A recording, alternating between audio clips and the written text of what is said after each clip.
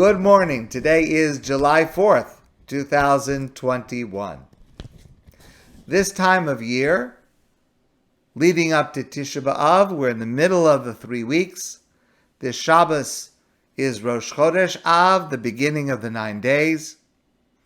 And this time of year, we try to work on ourselves. Our sages tell us that the Beit HaMikdash, the Holy Temple in Jerusalem, was destroyed because of sinas chinam, needless hatred. And we try to fix that. We try to fix our relationships with others. How do we fix it? So here's a simple step. There's nothing original about it, nothing complicated about it, but it's very profound. And if we're able to do it, it makes a tremendous, tremendous difference in life.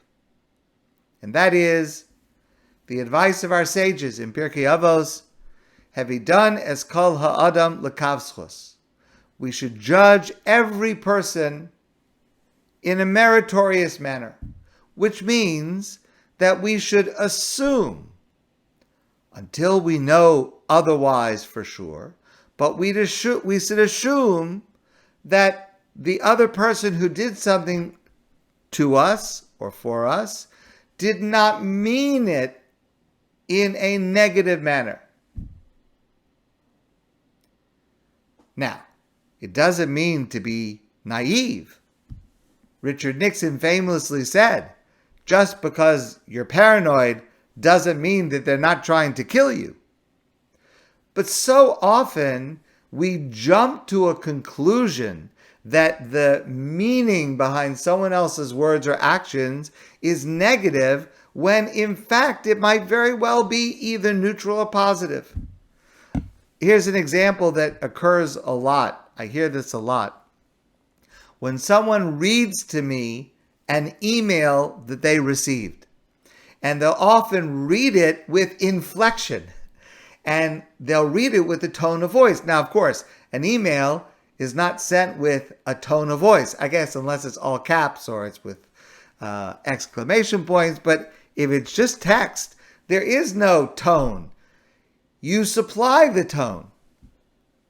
And so often people read an email supplying the tone. Maybe it is true, but very often maybe it's not true. Maybe the person who sent it did not mean that tone. People say things, or they do things, or they don't say things, they don't do things. Maybe it was not meant as a criticism. Maybe it was not meant as an insult. Maybe there is some background to the comment that you don't realize. Maybe there is some other context that actually changes its meaning. Also, of course, in difficult times, emotional times, we've discussed this before, sometimes a person says something that is not so helpful, that's not so thought out, but it's not really because they mean it, it's because something they're going through. Sometimes it happens, person makes a Shiva visit or a Shiva phone call, and sometimes they say something that's a little bit insensitive.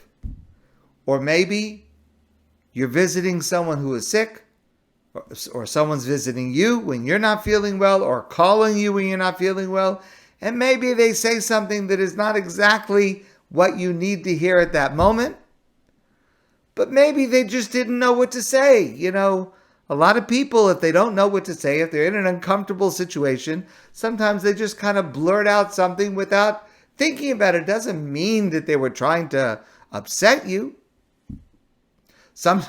Sometimes people just don't have the sense to be quiet. So it's not that they had a malevolent intention. Someone makes a comment to us. It's a little bit nosy. You know, what is it, your business? But maybe they just want to show that they care about us. So when that happens, you can politely, respectfully correct them. You can, again, politely, respectfully verify what the motive was. But what would your life be like if your default, if your first impulse was to think to yourself, maybe it was not negative. Maybe there is an explanation that allows it to make sense without thinking poorly of the other person. What would the world be like if that would be our default? And remember, the words of our sages are, Hevidon es kol ha'adam. We should judge every person, not just our friends, not just people we admire, every person in a positive way. This is meant to be a global attitude, a way of looking at the world that sees the world as not necessarily antagonistic to me. Maybe the world is not out to get me. Maybe not every single other driver on the world is trying to make me late.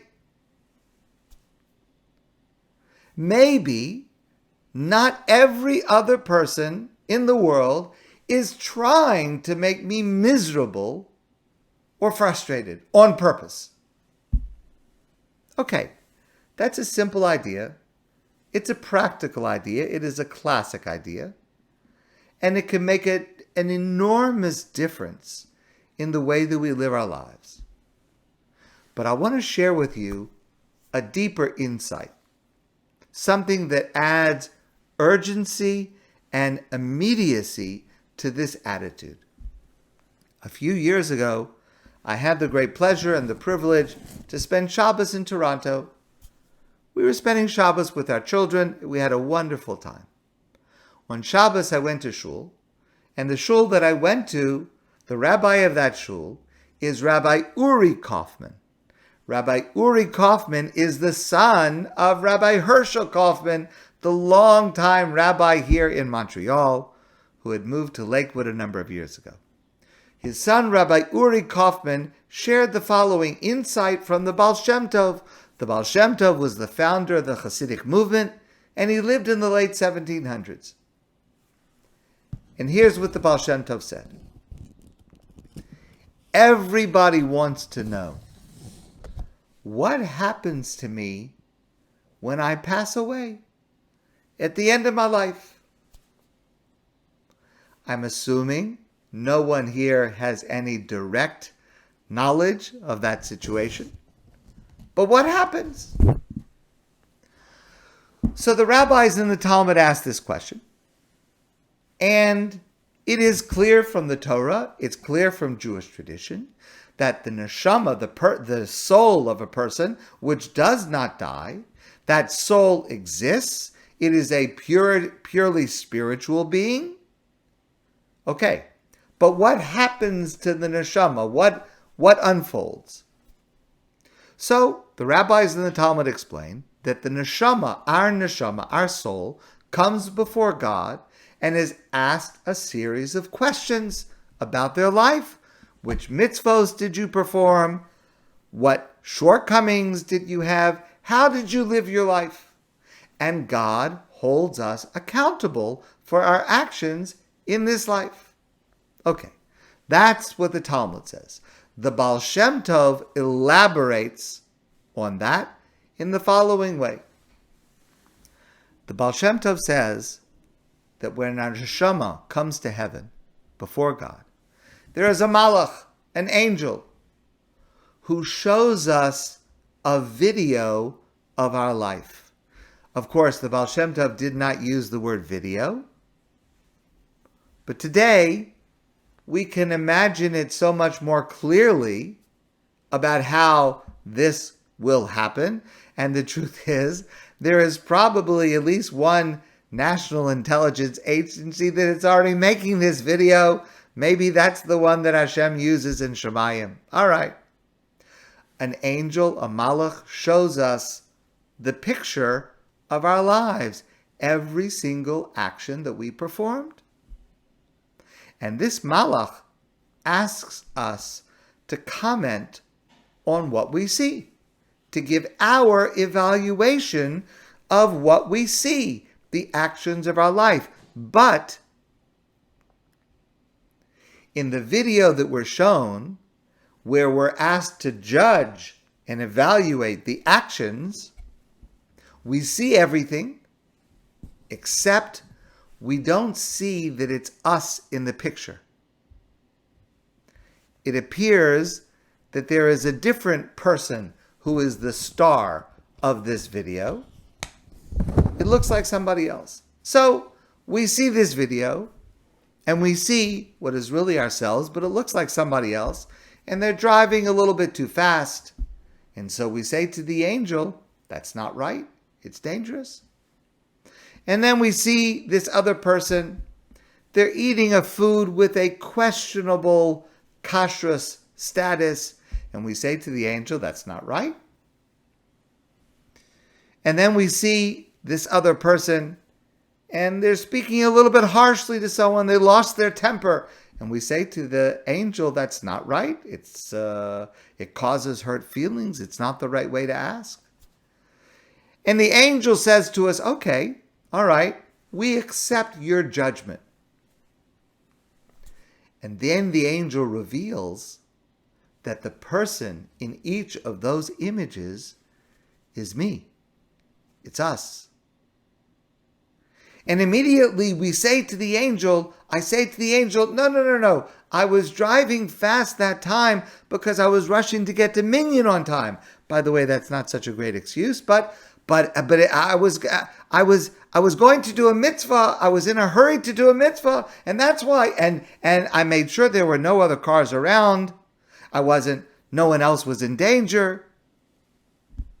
And that food that I ate, that's somewhat questionable status, but I looked into it. I looked at the ingredients. There didn't appear to be anything wrong with it, which, by the way, is also not such a great excuse. But maybe I wasn't feeling well and I needed to eat something right away or else I would get sick. There was a reason for what I did.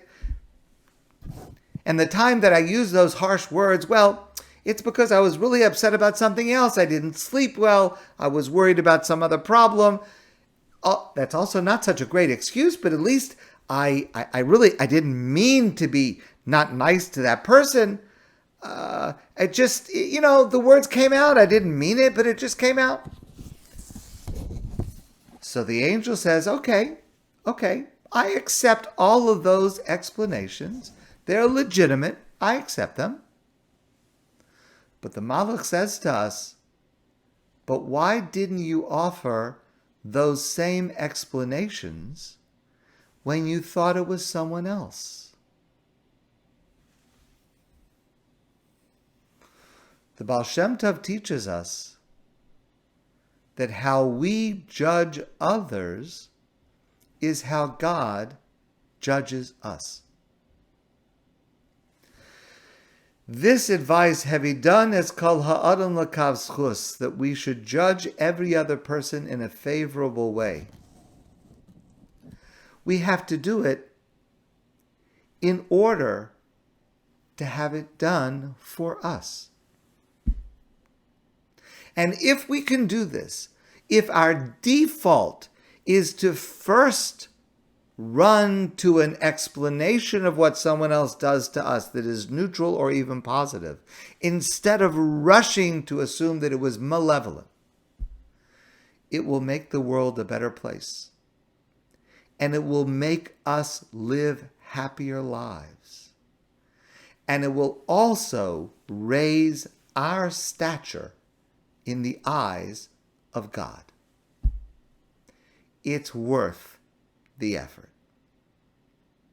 My friends, I want to wish you a great day, and I look forward to seeing all of you soon in person.